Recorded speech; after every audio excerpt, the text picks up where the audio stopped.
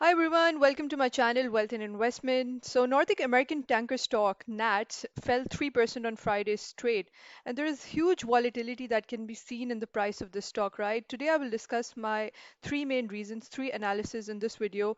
I will discuss firstly, will NATS dividend attract passive income investors? Second, I will discuss will the increase in spreads continue due to the oil storage issue? And lastly, I will discuss NATS technical analysis and will this allow the stock price to bounce off, right?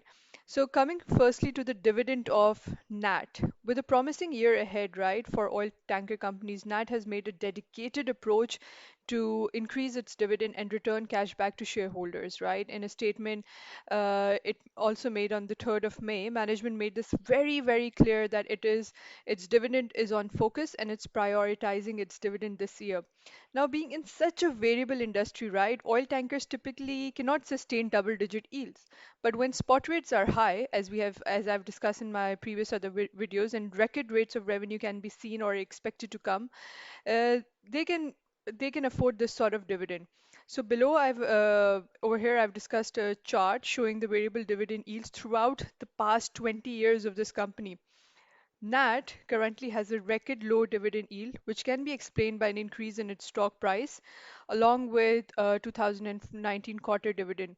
For quarter 1 2020, NAT announced that it will provide 0.07 dividend, and for quarter 2, which is the upcoming, it will be paying $0.14.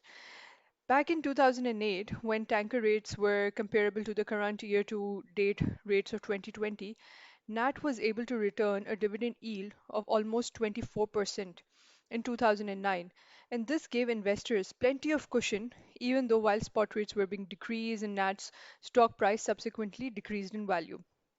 So given this, I believe this will still attract passive income investors who are investing for a very long term, maybe for retirement income, etc. So Dividend definitely will invest passive income investors, particularly for this stock, right?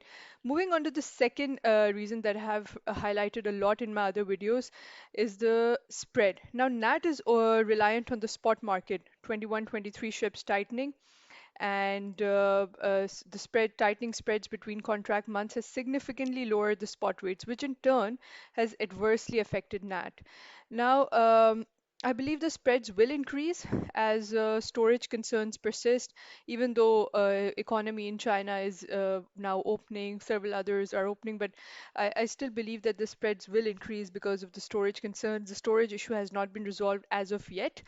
Although demand may increase with many state economies reopening and also the supply decreasing, then there will still be a daily surplus of around 22 to 4 million barrels per day.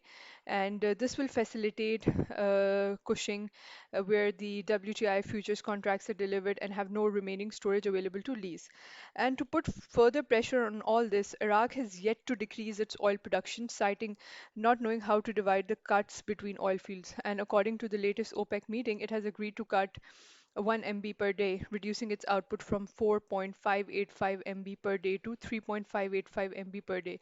And this additional supply will not get used as oil consumption is expected to not bottom until quarter 2 of 2020.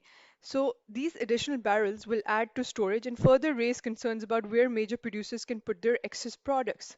NAT can take advantage of this situation and should continue to benefit from historically high average spot rates as storage issues become increasingly relevant, right? So this is another reason I believe in near future it can lead to an increase in um, the price of the stock of NAT, right? Now, the last factor, a bit of the technical analysis here is when we look at the current 1 hour chart, if you go on the Bloomberg, every indicator is pointing towards a strong bounce up. First, if we draw a fib line of the two price points extreme, NAT is sitting right on 38.2%, which has served and has supported multiple times before the run up to $9, right? When the stock price went to $9. And just today, NAT bounced off this line three times, conveying the importance of this level. Moving on, the volume has nearly dissipated compared to April 27th to 29, and low volume indicates that the move can easily be reversed, and heavy volume on a green day would be clear indicator that the reverse is about to happen, right? So I believe this will lead to a positive bounce for NAT.